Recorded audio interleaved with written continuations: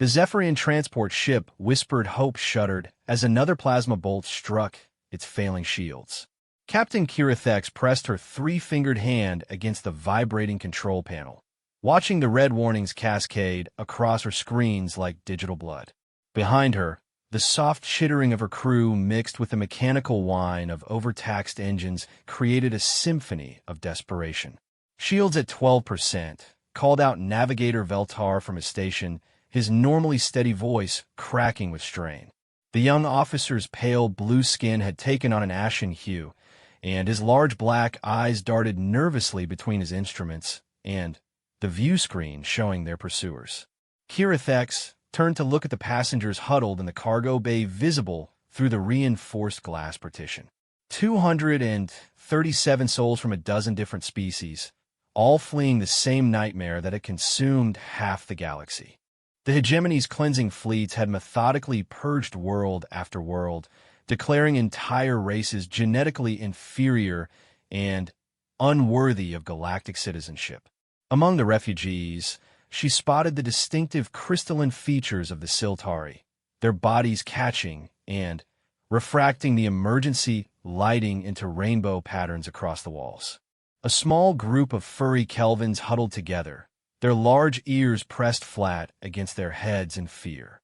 Several Aquarian families kept close to the moisture generators, their gilled necks fluttering rapidly in distress.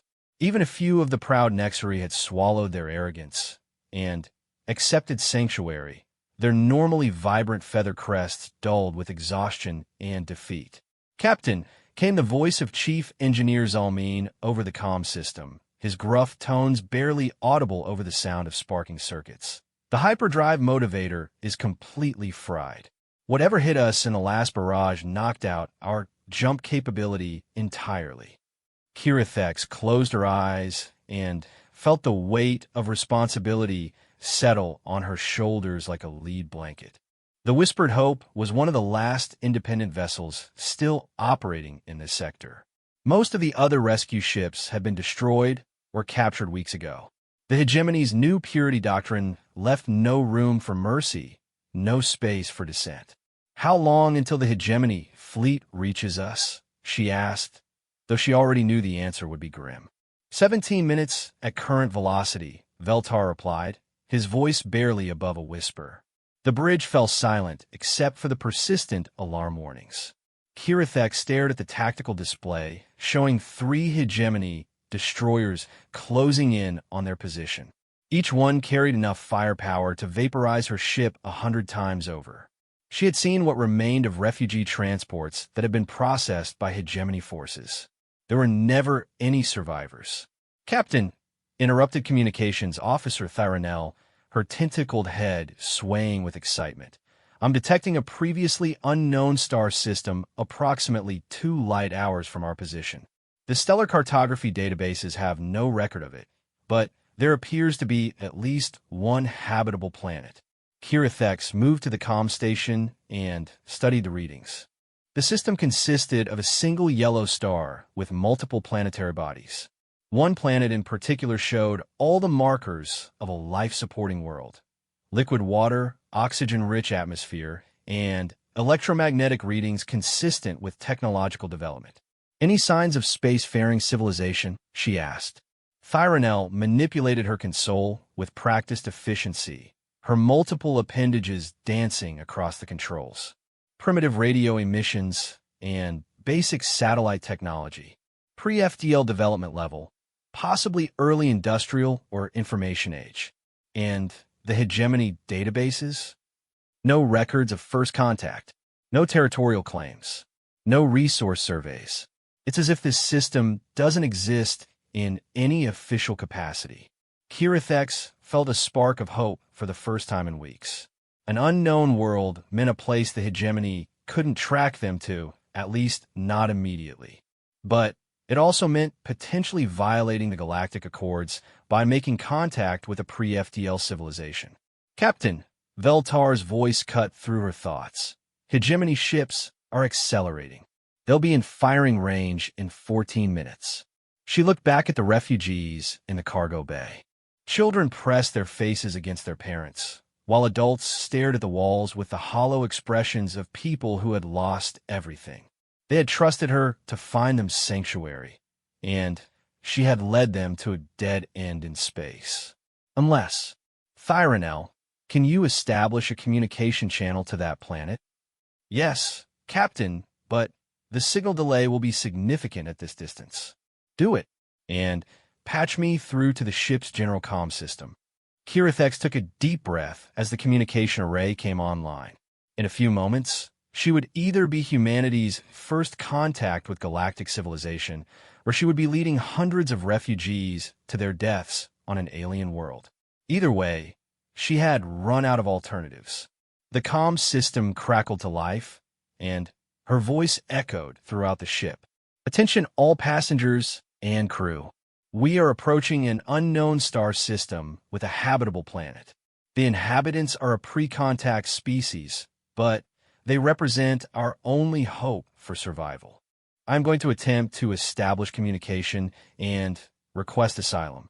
She could see the refugees through the partition, their faces turning toward the speakers with expressions ranging from hope to terror. Many species had legends about pre-FTL civilizations that had turned hostile upon discovering they were not alone in the universe. Others had heard stories of primitive worlds that welcomed galactic refugees with open arms. No one knew which type of species they were about to encounter. Tiranil transmit onod frequentes. Universal mathematical progression, followed by basic galactic standard greeting protocols. Transmitting now, Captain. The minutes stretched out like hours as they waited for a response. The hegemony ships continued their relentless approach, their weapons charging for what would undoubtedly be a devastating alpha strike. Kirathex watched the countdown timer tick away their remaining time. 11 minutes, 10-9. Captain. Thyronel's excitement caused her tentacles to writhe with agitation. I'm receiving a response from the planet. Multiple sources, actually. They're attempting to communicate in what appears to be their own mathematical and linguistic frameworks. Can you make sense of it? Working on it now. The linguistic processing algorithms are trying to establish translation protocols. Tiranel paused, erbreu furrowing in concentration. This is unusual. They seem to be using multiple different languages simultaneously, as if different regions of the planet are all trying to communicate with us at once. What does that tell us about them? Either they're a fractured species with no unified government, or they're incredibly cooperative and sharing information across their entire population in real time. 8 minutes until the hegemony fleet arrived. Captain, Chief Engineer Zolmin's voice crackled over the intercom. I've managed to get the sublight engines back to 70% capacity. We could make a run for that planet, but we'd be cutting it very close. Kirathex studied the tactical display. The planet was still nearly 2 light hours away at their current position. Even at maximum sublight velocity, they would need at least 30 minutes to reach the system's edge, and the hegemony ships would catch them long before then.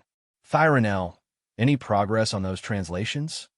Yes, I'm getting clear mathematical confirmations, and they're beginning to transmit what appears to be linguistic data packages.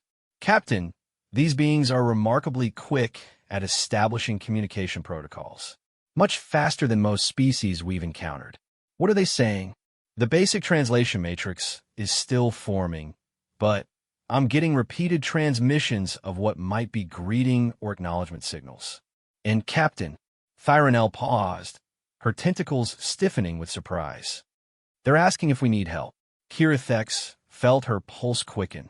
In all her years of space travel, she had never encountered a species that offered aid to strangers before even establishing basic communication.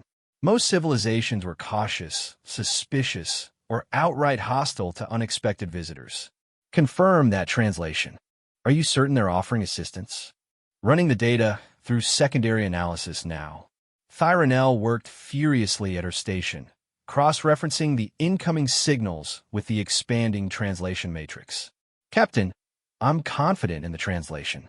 Multiple transmission sources are repeating variations of what can best be translated as "Do you need help?" and "Are you in danger?" 6 minutes. Kirathex made her decision. Transmit our situation. Tell them we're refugees fleeing persecution and that hostile forces are pursuing us. Request permission to enter their system and seek sanctuary. Transmitting now, Captain.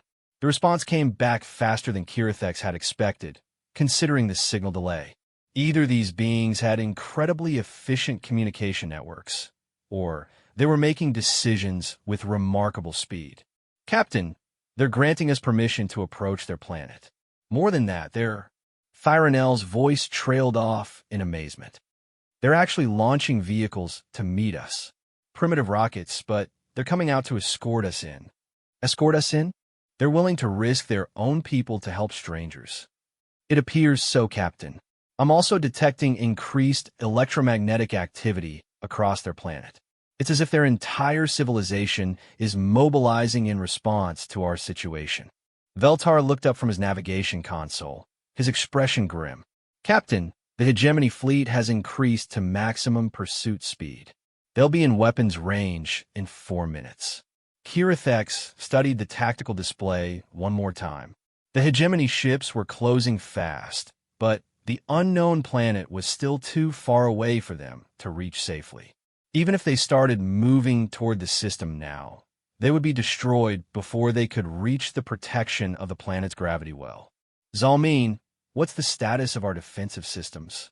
Shields are barely functional, weapons are offline, and the hull has multiple microfractures. We couldn't fight off a cargo hauler in our current condition, let alone 3 hegemony destroyers. Captain, Thyronel interrupted urgently. The beings on the planet are transmitting new data. They're asking for our exact position and the location of our pursuers. They want to know how many hostile ships we're facing and what kind of weapons they carry. Why would they need that information? Unknown, Captain, but they're requesting very specific technical data about hegemony weapon systems and ship classifications. Providing tactical information about hegemony forces to a pre-FTL civilization could be seen as a severe violation of galactic law. On the other hand, galactic law no longer seemed to matter much when half the galaxy was being systematically exterminated. Give them everything we have. Ship classifications, weapons specifications, tactical capabilities, the works. Transmitting now, Captain. 2 minutes until the hegemony fleet arrived. Captain, Veltar's voice cracked with excitement. I'm detecting massive energy readings from the direction of the planet. Something big is happening there. Kirathex moved to the sensor station and studied the readings. The planet was showing energy signatures unlike anything in her experience. Whatever these beings were doing, they were channeling enormous amounts of power. Thyronel, are they trying to communicate with our pursuers? Negative, Captain. All their transmissions are still directed at us. They're asking us to maintain our current position and prepare to engage emergency maneuvering thrusters on their signal. Emergency maneuvering? Why would the ship's proximity alarm suddenly screamed to life as 3 massive objects materialized out of hyperspace directly between the Whispered Hope and the approaching hegemony fleet. Kirathex stared at the tactical display in disbelief. Captain, Veltar whispered, those are hegemony dreadnoughts. We're looking at the Iron Fist, the Purifier, and the Righteous Fire. 3 of the most powerful ships in the hegemony fleet. Kirathex felt her blood turn to ice. Dreadnoughts were massive capital ships designed to subjugate entire star systems. Each one carried enough firepower to reduce a planet to molten slag. The fact that 3 of them had been dispatched to hunt down a single refugee transport spoke to the hegemony's commitment to their new purity doctrine. Captain, the dreadnoughts are targeting us. All 3 ships are charging main weapons. This was it. After months of running, after saving hundreds of refugees from extermination, her luck had finally run out. Kirathex closed her eyes and waited for the inevitable. Captain, Thyronel's shout brought her back to reality. The beings on the planet are transmitting an emergency signal. They want us to engage full reverse thrusters and move away from our current position immediately. Why would they? the universe exploded. A column of brilliant blue-white energy erupted from the direction of the unknown planet, stretching across the void between star systems like the finger of an angry god. The beam passed within mere kilometers of the Whispered Hope, close enough that their hull plating began to glow from the radiant heat. The three hegemony dreadnoughts simply vanished. Not destroyed, not vaporized, but completely and utterly erased from existence. Where three of the most powerful warships in the galaxy had been floating moments before, there was now only empty space and fading energy readings. The bridge of the Whispered Hope fell into stunned silence. Every member of the crew stared at their instruments in disbelief, running diagnostic after diagnostic to confirm what they had just witnessed. Thyronel, Kirathex finally managed to say, "Confirm our sensor readings.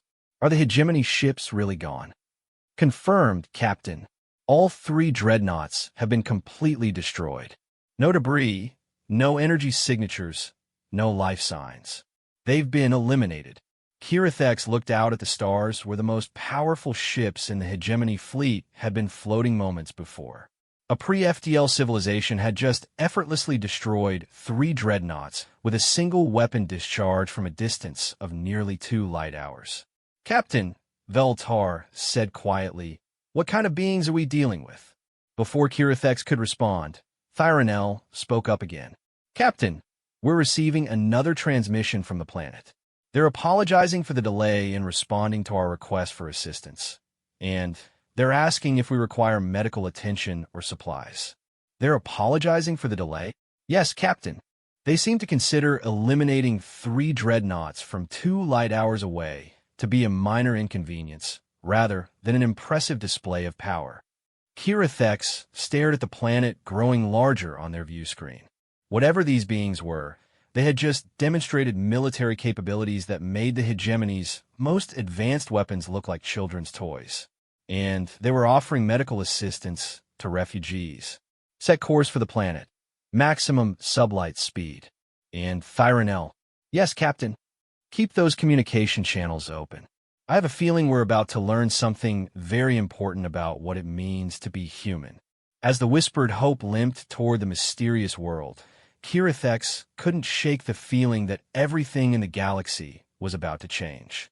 The hegemony had thought themselves the ultimate power in the universe, but they had never encountered a species that could reach across the void and erase their most powerful ships without apparent effort. More importantly, they had never encountered a species that would do so to protect strangers. Behind her, the refugees pressed against the viewports, watching the alien world grow larger as they approached their new home. For the first time in months, Kirathex allowed herself to hope that they had finally found sanctuary. She had no idea that Earth was about to become much more than a safe haven. It was about to become the last free world in the galaxy, and humanity was about to discover that they were not alone in their fight for freedom. Dr. Sarah Chun pressed her face against the observation window of the International Space Station, watching the massive alien vessel descend through Earth's atmosphere like a falling star. The ship was easily 3 times the size of any human spacecraft ever built, its hull scarred and blackened from battle damage. Behind it, a dozen smaller human shuttles and orbital platforms served as an impromptu escort, their pilots maintaining careful formation around the wounded vessel. "Control, this is ISS Harmony," she spoke in her headset, her voice steady despite the magnitude of what she was witnessing. "The alien vessel is maintaining stable descent trajectory. Estimated landing at coordinates 38.8 degrees north, 77.0 degrees west. Confirming Andrews Air Force Base as designated landing site." The response crackled through her headset immediately. "Copy that, Harmony. All stations are reporting normal readings." The visitors have been incredibly cooperative throughout the approach process. Sarah smiled despite the surreal nature of the situation. 6 hours ago, the entire world had been going about its normal business. Then, SETI arrays across the globe had simultaneously detected artificial signals from deep space, followed by first contact with an alien species fleeing what they described as genocide on a galactic scale. The international response had been swift and unprecedented. Within 2 hours, the United Nations had held an emergency session. Within 4 hours, a joint task force comprising representatives from every major nation had been assembled. Within 6 hours, humanity had collectively decided to offer sanctuary to 237 refugee aliens from multiple species. Now Sarah was watching the first interstellar refugees arrive on Earth, and she couldn't help but feel that human civilization had just passed some kind of cosmic test. Dr. Chun, came another voice through her headset, this one belonging to Dr. James Morrison, the head of the hastily assembled First Contact Task Force. Are you getting clear visual confirmation of the vessel's condition? Affirmative, Dr. Morrison. Extensive hull damage is visible, with multiple breaches that appear to have been sealed with some kind of metallic compound. The ship is definitely a refugee vessel, not a military craft. It's barely holding together. Through her binoculars, Sarah could see the details of the alien ship more clearly. The hull was pockmarked with what looked like weapon impacts, and several sections showed signs of makeshift repairs. This was a vessel that had been running for its life, carrying desperate beings who had nowhere else to turn. The parallels to human history weren't lost on her. Throughout the ages, humans had fled persecution, war, and disaster, seeking refuge in distant lands. Now, for the first time, Earth was on the receiving end of that same desperate journey. Dr. Chen, we're also getting reports of massive energy readings from the Arecibo radio telescope in Puerto Rico, the Very Large Array in New Mexico, and several other installations. Can you confirm any unusual electromagnetic activity from your position? Sarah checked her instruments, frowning at the readings. That's affirmative, Control. I'm detecting significant electromagnetic anomalies across multiple spectrums. It's as if the planet's entire electromagnetic field is being enhanced somehow. What she didn't mention was her growing suspicion about the source of those energy readings. The alien ship's technical specifications, transmitted during the initial contact phase, had included warnings about their pursuers. 3 massive warships armed with weapons capable of destroying planets had been tracking the refugees. According to the aliens' own sensors, those warships had been eliminated by an unknown energy source somewhere in Earth's solar system, a source that had fired from approximately 2 light hours away, with pinpoint accuracy. The official explanation was that the refugee ship's damaged sensors had malfunctioned, creating false readings about pursuing vessels. But Sarah had run the calculations herself, and the energy signature required to destroy 3 Dreadnought-class warships at that distance was staggering. It would require technology far beyond anything humanity possessed, or so they thought. Control, the alien vessel, is beginning final approach to Andrews. All human escort craft are maintaining safe distance as requested. Copy that, Harmony. All ground teams are in position for first contact protocols. Sarah continued watching as the massive ship settled onto the runway at Andrews Air Force Base with surprising grace. Even damaged and limping, the alien vessel demonstrated technological capabilities that human engineers could only dream of. The ship's anti-grav systems allowed it to land with minimal thrust, reducing the risk to both the passengers and the surrounding area. As the ship touched down, Sarah could see hundreds of vehicles surrounding the landing area. Military personnel, medical teams, diplomats, scientists, and representatives from dozens of nations had gathered to witness humanity's first formal contact with galactic civilization. Dr. Chen, Dr. Morrison's voice interrupted her observations. We're getting live feeds from the landing site. The alien vessel's main hatch is opening. Sarah switched her communication feed to the ground control channel, allowing her to listen to the historic first meeting between humans and aliens taking place 25,000 feet below her. The voice that came through her headset was obviously translated by some kind of universal communication device, but the emotion behind it was unmistakably real. Greetings, people of Earth. I am Captain Kirathex of the vessel Whispered Hope. On behalf of the refugees aboard my ship, I express our deepest gratitude for your willingness to offer sanctuary to strangers.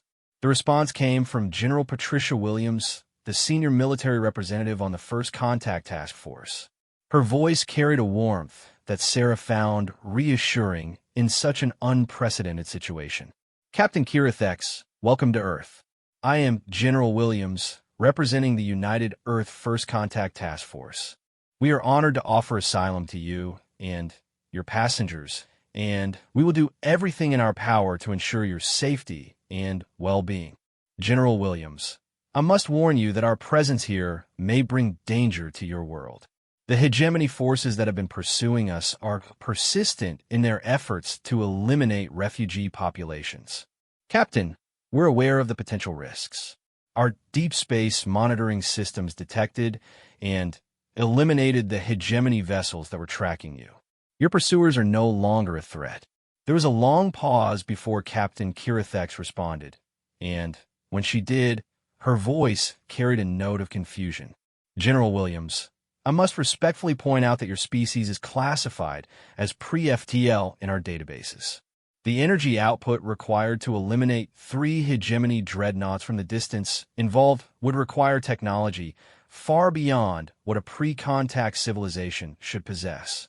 Sarah smiled as she listened to General Williams' response. The general's voice carried a tone of polite amusement that somehow managed to be both humble and confident at the same time. Captain, human technological development has always been somewhat unconventional. We've found that motivation and creativity can overcome many apparent limitations. The important thing is that you and your passengers are safe. As the conversation continued, Sarah watched the first aliens emerge from their ship. Even through her binoculars, she could see the diversity among the refugees. Tall, crystalline beings that sparkled in the sunlight. Furry creatures with large ears who moved in small family groups. Aquatic-looking beings who were carefully tended by medical teams with portable water systems. Each species represented a unique evolutionary path, a distinct culture, and a story of survival against impossible odds. Now, they were all standing on Earth, looking to humanity for protection and sanctuary. The magnitude of the responsibility suddenly hit Sarah. These beings had fled across the galaxy to escape extermination, and they had chosen to trust humanity with their survival. The decision to welcome them had been made in a matter of hours, with relatively little debate or controversy. For a species known for its conflicts and divisions, humanity had shown remarkable unity when faced with refugees from the stars. Dr. Chun, Dr. Morrison's voice brought her back to the present. We're going to need your expertise for the orbital integration project. Several of the refugee species require specialized environmental conditions that can best be provided in space-based habitats. Of course, Dr. Morrison, what's the timeline for the orbital facilities? We're looking at having the first habitats operational within 72 hours. The engineering teams are already working around the clock to adapt existing space station modules for multi-species occupancy.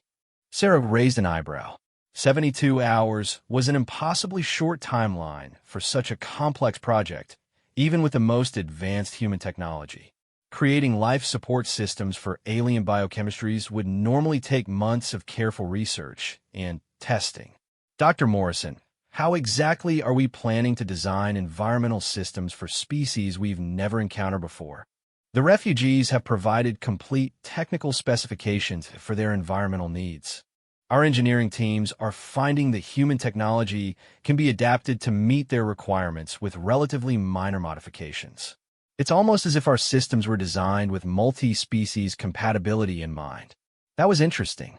Sarah had worked on space station life support systems for over a decade, and she had never noticed any multi-species compatibility features. Human environmental systems were specifically designed for human physiology, with little consideration for potential alien visitors. Unless, Dr. Morrison, who exactly is leading the engineering teams for this project? Primarily NASA engineers working in coordination with the European Space Agency, Roscosmos, and several private aerospace companies. The project leads are Dr. Rodriguez from Johnson Space Center and Dr. Nakamura from the ISS Engineering Division. Sarah knew both of those engineers personally. They were brilliant, but they weren't miracle workers. The speed at which they were apparently solving multi-species environmental challenges suggested that someone was providing them with additional resources or information. Control, I'd like permission to return to Earth for direct consultation on the Orbital Habitat Project. My experience with life support systems might be valuable for the engineering teams. Permission granted, Dr. Chun. The next shuttle rotation is scheduled for 1800 hours. We'll have you on the ground by 2200. As Sarah prepared for her return to Earth, she continued watching the scene unfolding at Andrews Air Force Base. More aliens were emerging from the ship, and human medical teams were providing immediate assistance to those who needed it. The interaction between species was remarkably smooth, considering that this was humanity's first contact with galactic civilization. Perhaps too smooth. Sarah had spent years studying human behavior in extreme situations, and the current response to alien contact was unlike anything she had expected. There should have been more confusion, more fear, more resistance to accepting refugees from space. Instead, humanity was responding as if they had been preparing for this moment their entire civilization. The shuttle flight to Earth gave Sarah time to review the technical data that the refugees had provided. The environmental specifications were incredibly detailed, covering everything from atmospheric composition to gravitational requirements to electromagnetic field tolerances. The level of detail suggested that these species had extensive experience with multi-species space travel and habitat construction. What caught her attention, however, was how closely many of the alien requirements matched capabilities that human technology already possessed. Not exactly, but close enough that minor modifications could bridge the gap. It was almost as if human space technology had been designed with eventual alien contact in mind. By the time Sarah landed at Kennedy Space Center, she was beginning to form theories about humanity's remarkably smooth first contact with galactic civilization. Theories that became stronger when she was briefed on the orbital habitat construction progress. Dr. Chun, welcome back. Dr. Rodriguez greeted her as she entered the Engineering Command Center. The facility was buzzing with activity as dozens of engineers worked on habitat design modifications. I have to say, this has been the most rewarding project of my career. We're actually solving engineering challenges that have puzzled our teams for years. How so, Dr. Rodriguez? Well, for example, we've always had problems with electromagnetic interference in our life support systems when operating near certain types of stellar radiation. The alien environmental requirements include shielding specifications that completely eliminate those interference patterns. Implementing their suggestions has actually improved the reliability of our existing systems. Dr. Nakamura joined the conversation, her excitement evident in her rapid speech. Dr. Chun, the multi-species atmosphere processing systems are incredible. They use techniques that we've been theorizing about for years, but never had the practical application data to implement. The refugee specifications are like a masterclass in advanced life support engineering. Sarah studied the design schematics on the wall screens. The orbital habitats were certainly impressive, incorporating technology that represented significant advances over existing human systems. But the more she looked at the designs, the more convinced she became that humanity hadn't developed this technology independently. Dr. Rodriguez, how exactly did we develop the manufacturing capability for these advanced systems so quickly? That's the interesting part, Dr. Chun. Most of the components can be produced using existing human manufacturing techniques. It's as if our industrial base was already prepared for this type of construction project. And the power requirements for the orbital habitats, also surprisingly manageable. The energy distribution systems integrate seamlessly with our existing space-based power grids, almost as if the infrastructure was designed with expansion in mind. Sarah nodded thoughtfully. Human space infrastructure had always been designed for gradual expansion, but the ease with which it was adapting to multi-species requirements suggested more than just good planning. Dr. Nakamura, Have you had a chance to analyze the weapon systems data that the refugees provided? The specifications for the hegemony vessels that were pursuing them? We have, and it's sobering. The hegemony dreadnoughts that were destroyed carried enough firepower to sterilize the entire surface of a planet. Whatever eliminated them had to generate energy output levels that exceed our current theoretical understanding of physics. Any theories about what could have generated that kind of power? Dr. Rodriguez and Dr. Nakamura exchanged glances before Dr. Rodriguez answered. Officially? No. Unofficially? The energy signature analysis suggests some kind of focused stellar manipulation technology. The ability to channel the output of an entire star into a concentrated beam. And humanity has no technology even remotely approaching that capability. None that appears in any official documentation or research programs. Sarah spent the next several hours reviewing technical specifications and observing the habitat construction process. The efficiency with which human teams were adapting to multi-species requirements continued to impress her. More than that, it continued to raise questions about just how much humanity really knew about galactic civilization. The answers began to emerge when she was granted access to the classified briefing materials from the First Contact Task Force.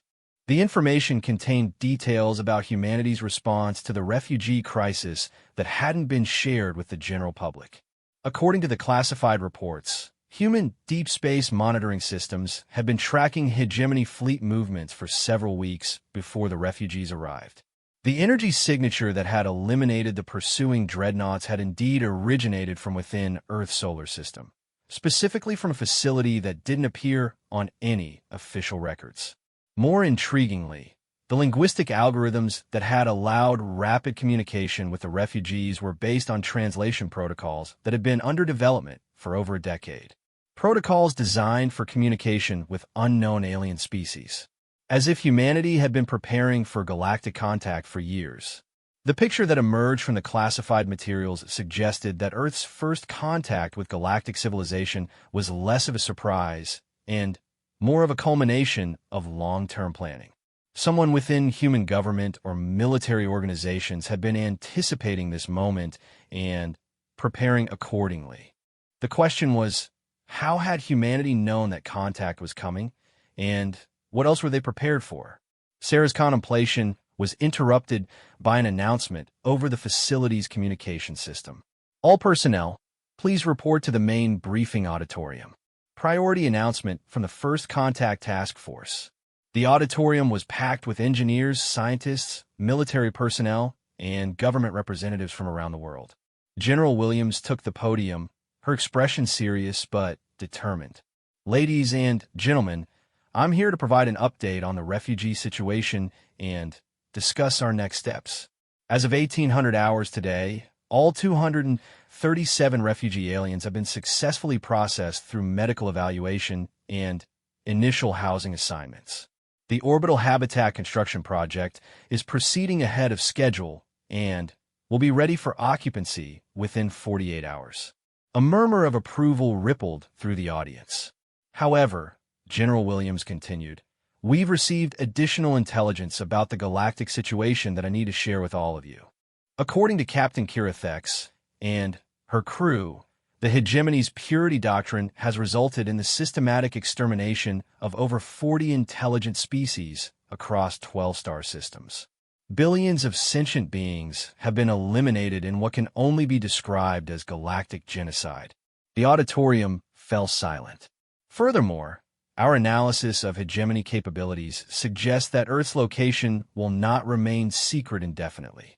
While we've eliminated the immediate pursuit force, the hegemony maintains scout fleets and intelligence networks throughout this region of the galaxy. They will eventually discover Earth's location and assess us as a threat to their ideology. Sarah felt a chill run down her spine. Humanity had just become players in a galactic conflict by offering sanctuary to the refugees. Which brings me to our next announcement, General Williams continued.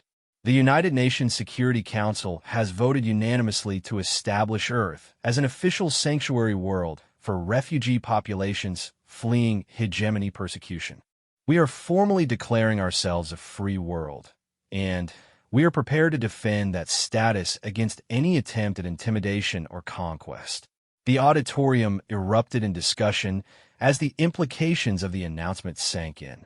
Earth was declaring independence from galactic authority and positioning itself as a safe haven for persecuted species.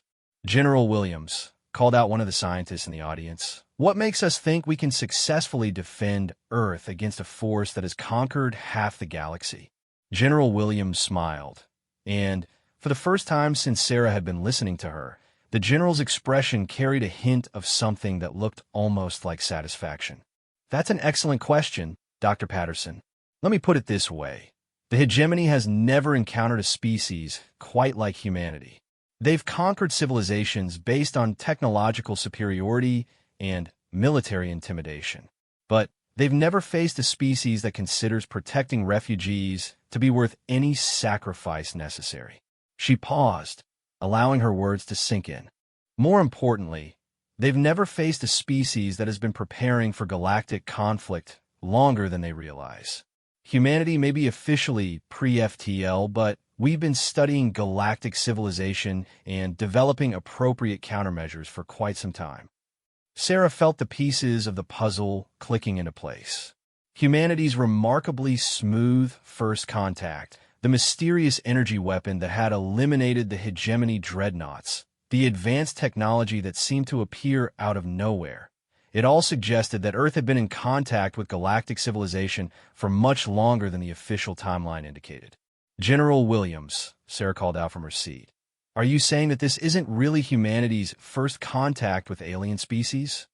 General Williams looked directly at her, and Sarah could see acknowledgement in the general's eyes.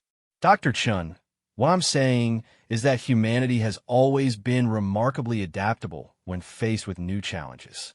Sometimes we discover that we're more prepared than we initially thought. As the briefing concluded and the audience dispersed, Sarah remained in her seat, processing the implications of what she had learned. Earth was about to become the center of a galactic war for freedom, and humanity was far more prepared for that conflict than anyone had publicly acknowledged. The refugees aboard the Whispered Hope thought they had found sanctuary on a primitive world. Instead, they had found something far more valuable, allies who had been preparing for this fight longer than anyone realized. And if Sarah's growing suspicions were correct, the hegemony was about to learn that conquering Earth would be very different from conquering any world they had previously encountered. High Admiral Vexnari stood on the bridge of the hegemony flagship Eternal Dominion, staring at the tactical display showing the complete destruction of Task Force Purifier. 3 of the most powerful dreadnoughts in the hegemony fleet had been eliminated by an unknown energy source, and the refugee transport they had been pursuing had vanished into an uncharted star system. The loss represented more than just military hardware. It represented the first successful resistance to the hegemony's new order in over 6 months. Word of the defeat was already spreading through underground networks across the galaxy, inspiring hope among populations that the hegemony had worked hard to subjugate. Admiral, reported Intelligence Officer Morthak, his cybernetic implants flickering as he processed incoming data streams. Our analysis of the energy signature suggests technological capabilities far exceeding those of any known galactic civilization. The weapon discharge came from a distance of nearly 2 light hours and maintained perfect accuracy against moving targets. Vexnari's 4 arms tensed with frustration. The hegemony's technological superiority had been the foundation of their rapid conquest of dozens of star systems. If another civilization possessed weapons capable of eliminating their most advanced warships from impossible distances, it represented a fundamental threat to their expansion. What do we know about the star system where the refugees sought sanctuary? Preliminary scans indicate a single yellow star with multiple planetary bodies. One planet shows signs of technological development, but at an apparently primitive level. Radio emissions, basic satellites, early industrial infrastructure. Apparently primitive? Admiral, the energy readings that eliminated our dreadnoughts originated from somewhere within that system. Either our initial assessment is incorrect, or this civilization has been deliberately concealing their true technological capabilities. Vexnari studied the star charts, noting the system's location on the outer rim of explored space. A perfect hiding place for a civilization that wanted to avoid galactic attention. The question was, had they been hiding to avoid contact, or had they been hiding to prepare for war? Morthak, what's the strategic value of that system? Resources, location, defensive advantages. Minimal resource value according to standard surveys. The system is located along several major hyperspace routes, making it strategically positioned for monitoring galactic traffic. If a civilization wanted to observe hegemony expansion without being detected, that location would be ideal. You're suggesting they've been watching us. Admiral, the precision of the weapon discharge that destroyed our ships suggests intimate knowledge of hegemony vessel specifications and capabilities. That information could only be obtained through extensive surveillance or direct examination of our technology. Vexnari pondered the implications. A hidden civilization that had been monitoring hegemony expansion, accumulating technical intelligence, and developing countermeasures. It explained how they had been able to eliminate 3 dreadnoughts so efficiently. What's our current fleet strength in this sector? 12 dreadnoughts, 36 heavy cruisers, and 48 destroyers. Sufficient firepower to reduce any known planetary defense system to rubble. And against unknown defense systems capable of eliminating dreadnoughts from 2 light hours away. Morthak's cybernetic implants flickered uncertainly. Unknown, Admiral. We have no tactical doctrine for engaging such capabilities. The admission hung in the air like a challenge. The hegemony's military doctrine was based on overwhelming technological superiority and the psychological impact of unstoppable force. They had conquered civilizations by demonstrating that resistance was futile. But now they faced an enemy that had just demonstrated superior technology and shown that hegemony forces were far from unstoppable. Admiral, interrupted communications officer Zelthara, we're receiving priority transmissions from Hegemony Command. Fleet Admiral Crow, then, wants a full tactical assessment of the situation. Vexnari nodded grimly. Fleet Admiral Crow, then, was the architect of the purity doctrine and the driving force behind the hegemony's galactic expansion. He would not be pleased to learn that his seemingly unstoppable conquest had encountered its first serious setback. Patch me through to Fleet Command. The main view screen flickered to life, showing the imposing figure of Fleet Admiral Crowthen in his command center aboard the massive fortress ship Absolute Authority. Crowthen's scarred features and cold eyes reflected a lifetime of military conquest and political ruthlessness. Admiral Vexnari, Crowthen's voice carried the authority of someone accustomed to absolute obedience. Explain to me how 3 of our most powerful dreadnoughts were destroyed by a pre-contact civilization. Fleet Admiral, our analysis suggests that the civilization in question has been concealing their true technological capabilities. The weapon system that eliminated our ships represents technology significantly in advance of standard galactic norms. You're telling me that a primitive world has weapons superior to ours? Yes, Fleet Admiral. Furthermore, the precision and efficiency of the attack suggests extensive knowledge of our ship's specifications and tactical capabilities. Crow then leaned forward, his expression darkening. You believe they've been spying on us? The evidence suggests long-term surveillance operations, possibly extending back years or decades.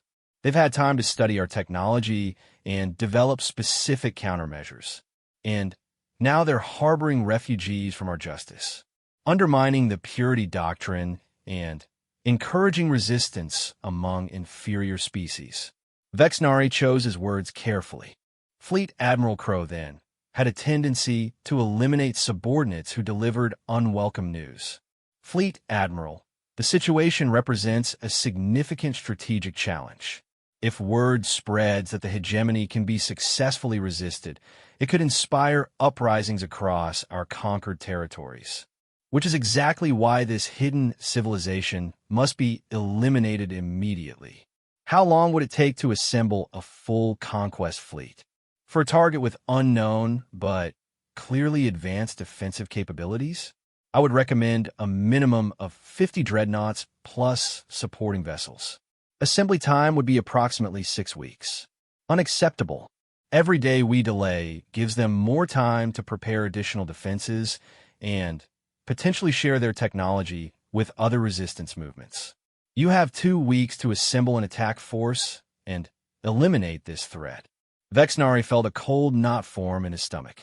2 weeks was barely enough time to assemble a standard patrol fleet, let alone the massive force needed to assault an unknown but technologically advanced civilization. Fleet Admiral, I must respectfully recommend additional preparation time. We're dealing with technology beyond our current understanding, and a hasty assault could result in significant casualties. Crowthen's eyes narrowed dangerously. Admiral Vexnari, are you questioning my tactical judgment? Not at all, Fleet Admiral. I'm simply advocating for adequate preparation against an unknown enemy. The enemy is not unknown, Admiral. They are inferiors who have temporarily acquired weapons beyond their understanding. Primitives cannot effectively utilize advanced technology against a disciplined military force. 2 weeks. Eliminate them. The communication link terminated, leaving Vexnari staring at a blank screen. He turned to study the tactical projections again, noting the estimated defensive capabilities of the unknown civilization. Even with conservative projections, they were looking at a military engagement unlike any the hegemony had previously undertaken. Morthak began assembling available fleet units in this sector. Priority requisitions for additional dreadnoughts from reserve fleets. I want every ship we can muster. Yes, Admiral. How many ships are we targeting for the assault force? Vexnari studied the tactical display again, weighing the unknown capabilities of their enemy against the political pressure from Fleet Command. 30 dreadnoughts, 90 heavy cruisers, 120 destroyers. If we're going to do this, we're going to do it with overwhelming force. Admiral, that's nearly a quarter of our total fleet strength in this spiral arm. Such a concentration of forces will leave our conquered territories vulnerable to uprising. Better to risk uprisings than to risk demonstrating that the hegemony can be defeated by primitives. Begin the fleet assembly immediately. As Morthak initiated the fleet assembly orders, Vexnari continued studying the tactical data from the destroyed dreadnoughts. The energy weapon that had eliminated his ships demonstrated several characteristics that troubled him deeply. First, the range. No known galactic civilization possessed weapons capable of accurate fire at 2 light hours distance. The technological challenges involved in maintaining beam coherence across such distances were staggering. Second, the power output. The energy required to completely vaporize 3 dreadnoughts simultaneously would require the focused output of an entire star. Either this civilization had mastered stellar engineering on an unprecedented scale, or they had developed entirely new principles of energy generation. Third, the precision. The weapon had struck 3 moving targets simultaneously while avoiding damage to the refugee transport ship that had been in close proximity. That level of accuracy suggested targeting systems and computational capabilities far beyond standard galactic technology. Finally, the speed of response. From the initial refugee transmission to the weapon discharge had been less than 10 minutes. That suggested either remarkable decision-making efficiency or prior preparation for exactly this type of situation. Combined, these factors painted a picture of a civilization that had not only developed military technology beyond galactic norms, but had specifically designed that technology to counter hegemony capabilities. Admiral, Morthak reported, I'm receiving responses to our fleet assembly orders. We can have 22 dreadnoughts in position within 8 days. Additional units will require transit from more distant sectors. What about intelligence gathering? Can we get reconnaissance probes into the target system? Negative, Admiral. long-range probes dispatched to that region have been experiencing systematic failures, either equipment malfunctions or complete loss of signal. All of them. 17 probes over the past 72 hours. The failure rate is statistically impossible unless they're being deliberately intercepted or destroyed. Vexnari nodded grimly. The unknown civilization was not only capable of eliminating capital ships at extreme range, they were also actively preventing reconnaissance efforts. Whatever defenses they possessed, they were confident enough to reveal their presence to hegemony intelligence operations. Sir, Intelligence Officer Zarketh approached with a data pad. I've completed analysis of the refugee communications that were intercepted before their arrival at the target system. The intelligence may be relevant to our tactical planning. What did you find? The refugee vessel transmitted detailed specifications about hegemony fleet capabilities, including ship classifications, weapons systems, and tactical doctrines. That information was received and acknowledged by the civilization that subsequently eliminated our dreadnoughts. They provided our enemies with complete intelligence about our capabilities. More than that, Admiral, the communication logs suggest that the receiving civilization specifically requested tactical information about hegemony forces. They wanted to know exactly what they would be facing. The implications were chilling. Not only had this hidden civilization been monitoring hegemony operations, they had actively sought intelligence about hegemony military capabilities from the refugees they were protecting. It suggested a level of strategic planning that went far beyond simple defensive preparations. Zarketh compiled a complete assessment of what the refugees could have told them about our operations. Fleet strengths, deployment patterns, logistics networks, command structure. I want to know exactly what intelligence they've gained access to. Yes, Admiral. Initial analysis suggests they now possess comprehensive information about hegemony military organization and tactical doctrine. And they've had time to develop countermeasures based on that intelligence. Vexnari walked to the main view screen, staring out at the stars that had once represented limitless conquest for the hegemony. Now, somewhere among those stars, a hidden enemy was preparing to challenge everything the hegemony represented. Admiral, Morthak's voice interrupted his contemplation. We're receiving additional intelligence from scout networks. Reports of increased refugee movement toward the target system. It appears that word of successful sanctuary has spread among resistance populations. How many refugees? Difficult to estimate precisely, but reconnaissance suggests dozens of ships from multiple species. The unknown civilization appears to be accepting all refugees regardless of origin or species classification. They're actively undermining the purity doctrine by providing sanctuary to genetic inferiors. Furthermore, Admiral, the refugee ships are apparently being escorted to the target system by unknown vessels. Our scouts report energy signatures consistent with advanced propulsion systems, but the ships themselves remain undetectable to our sensors. Vexnari studied the tactical implications. An enemy with advanced stealth technology, superior weapons systems, and the strategic intelligence provided by refugee populations was a formidable opponent. More troubling was their apparent commitment to providing sanctuary for any species fleeing hegemony persecution. They're not just hiding Morthak, they're actively recruiting. Sir, think about it. Every species that flees to their system brings additional intelligence about hegemony operations, tactics, and capabilities. They're building a comprehensive understanding of our strengths and weaknesses while simultaneously gathering potential allies from among our enemies. You believe they're building a resistance network? I believe they've been building a resistance network for quite some time. The refugee situation is just the most visible aspect of their operations. The realization sent a chill through Vexnari's four-chambered heart. The hegemony had assumed their rapid expansion would prevent organized resistance from forming. By conquering civilizations faster than they could coordinate defensive efforts, the hegemony had avoided facing any unified opposition. But a hidden civilization that had been observing their expansion and secretly preparing countermeasures, could have spent years building exactly the kind of unified resistance that the hegemony's strategy was designed to prevent. More THAC, priority message to Fleet Command. Request immediate strategic review of all conquered territories for signs of coordinated resistance activities. If this hidden civilization has been operating for years, they may have established contact with resistance cells throughout our territory. Yes, Admiral.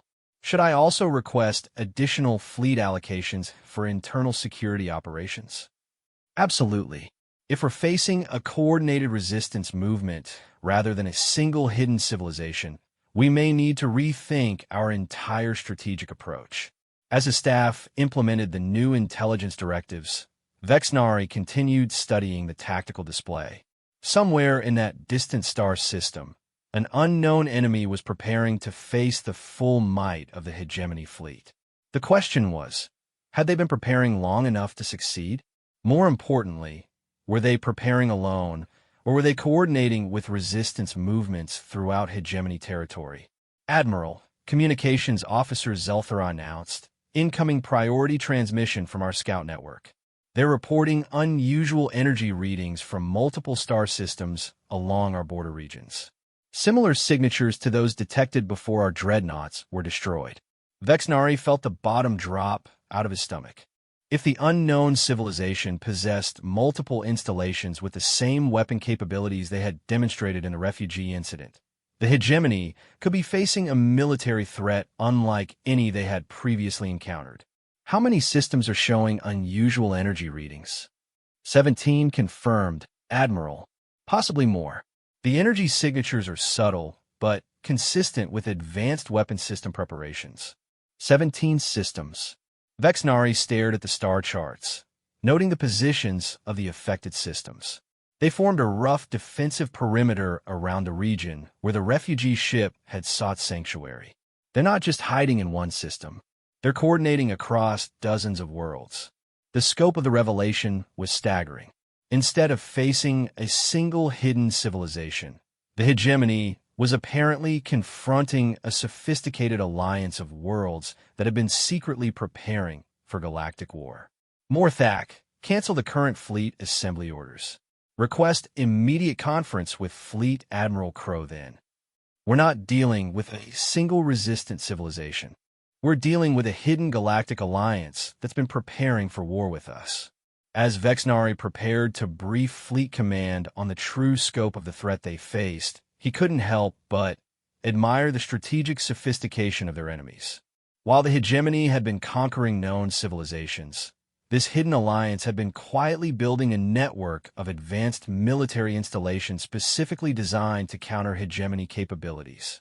The refugees seeking sanctuary had not found a primitive world willing to hide them. They had found the headquarters of the most sophisticated resistance movement in galactic history.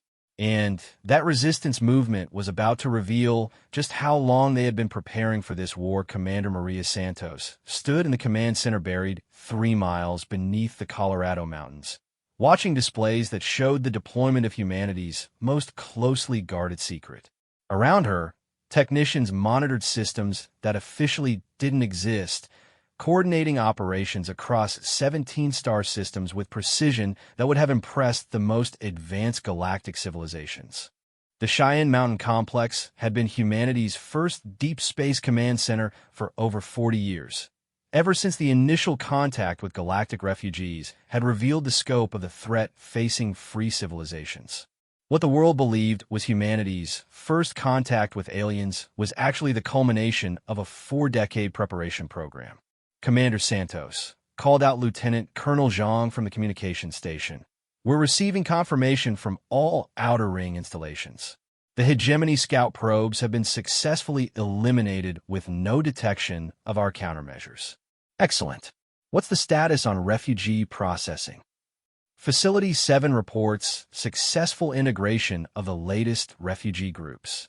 We now have representatives from 43 species providing intelligence on hegemony capabilities and occupied territories.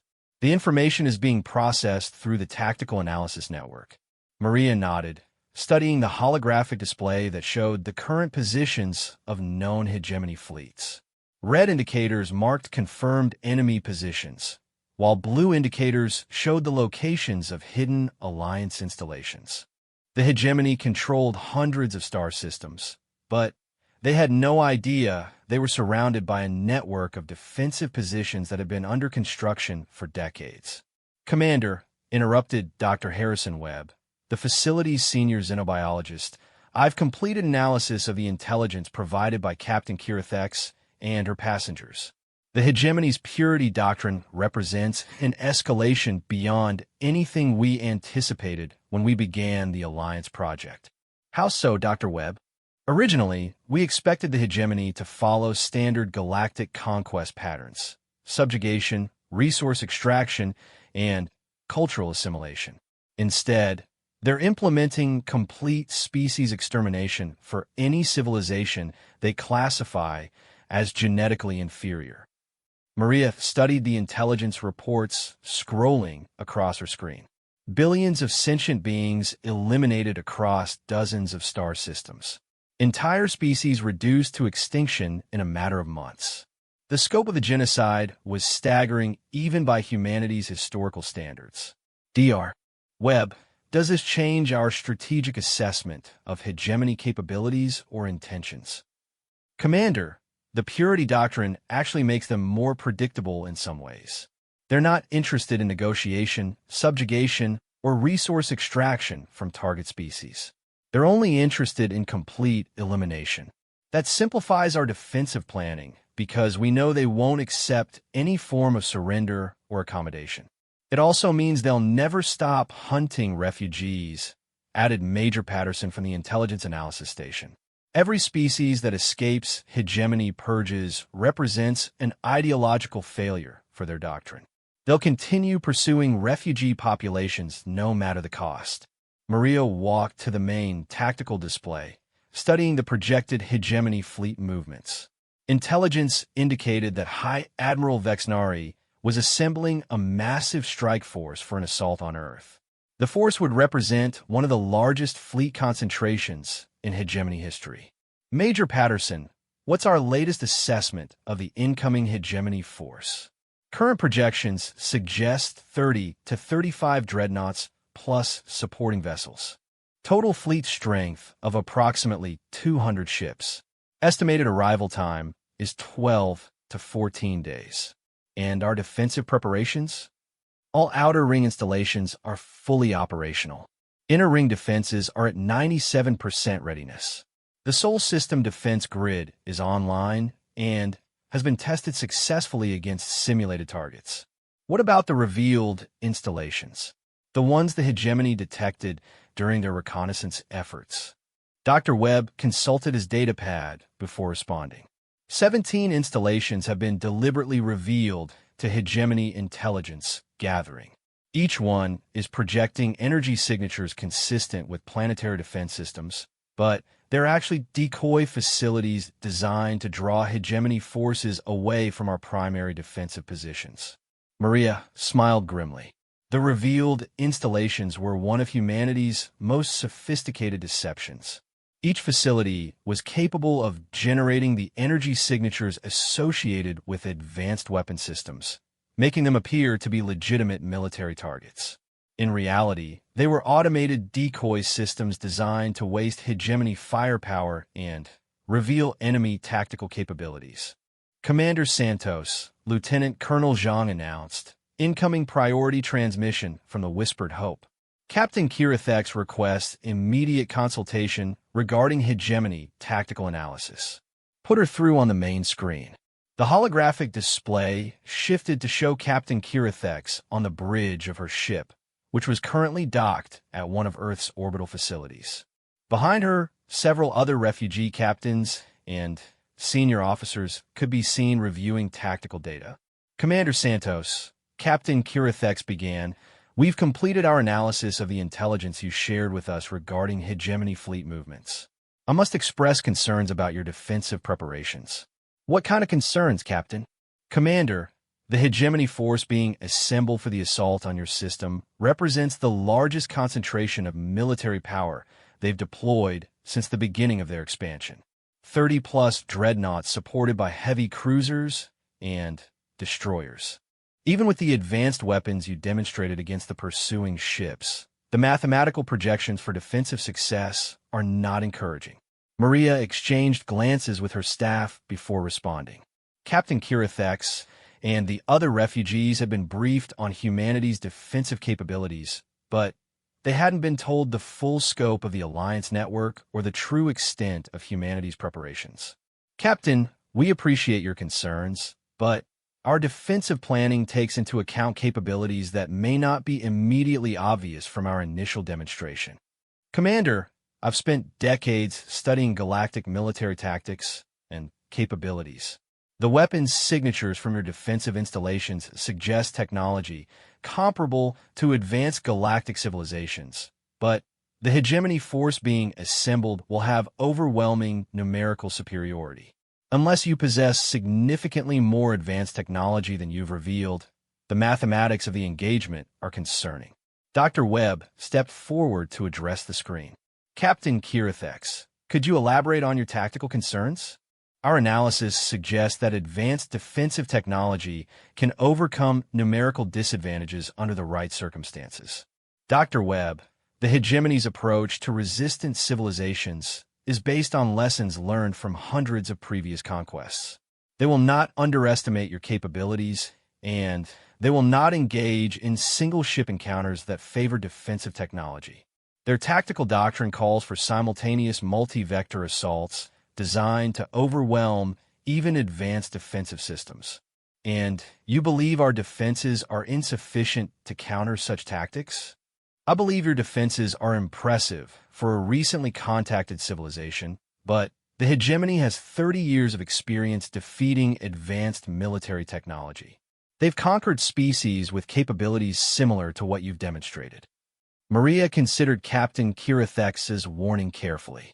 The refugees had extensive experience with hegemony tactics and capabilities. Their concerns couldn't be dismissed lightly. Captain, what would you recommend for improving our defensive preparations? Commander, I would recommend immediate evacuation of all refugee populations to more distant star systems and the preparation of fallback defensive positions. The hegemony cannot be allowed to capture intelligence about resistance networks or refugee sanctuary operations. And if we told you that evacuation was not necessary because our defensive preparations are more extensive than they appear? Captain Kirathex paused, studying Maria's expression carefully. Behind her, the other refugee officers leaned forward with interest. Commander Santos, are you saying that your civilization possesses military capabilities beyond what you've revealed to us? I'm saying that humanity has been preparing for galactic conflict longer than we've publicly acknowledged. The installations that eliminated the hegemony dreadnoughts pursuing your ship represent only a small fraction of our actual defensive capabilities.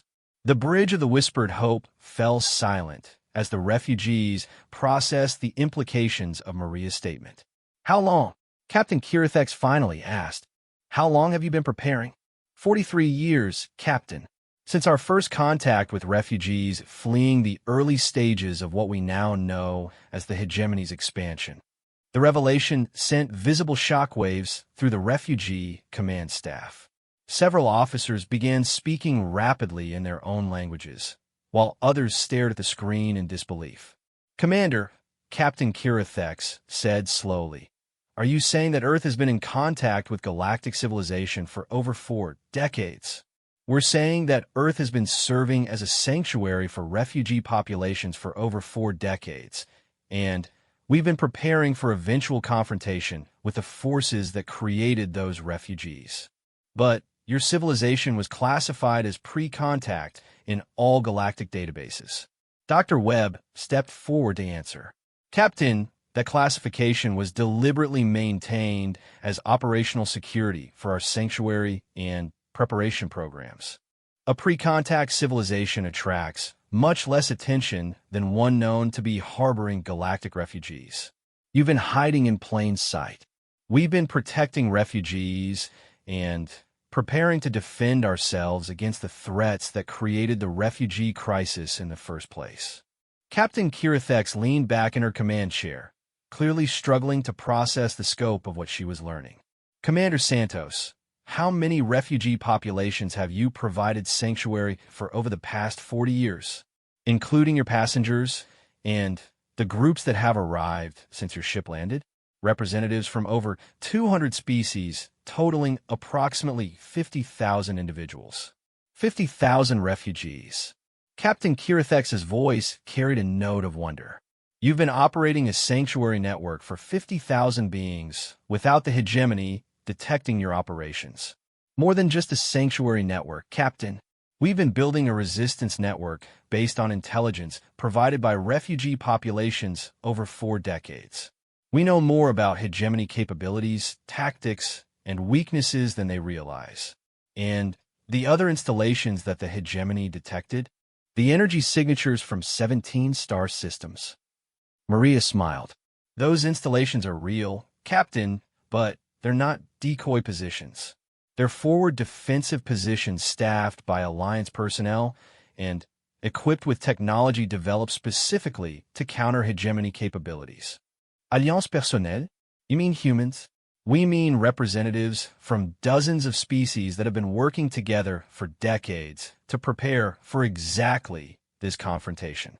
The Alliance includes refugees who chose to stay and help build our defensive network rather than seeking permanent sanctuary. The implications of the revelation were staggering. Instead of discovering a primitive world willing to hide a single ship full of refugees, Captain Kirathex and her passengers had stumbled into the headquarters of a sophisticated multi-species resistance movement that had been preparing for galactic war for decades.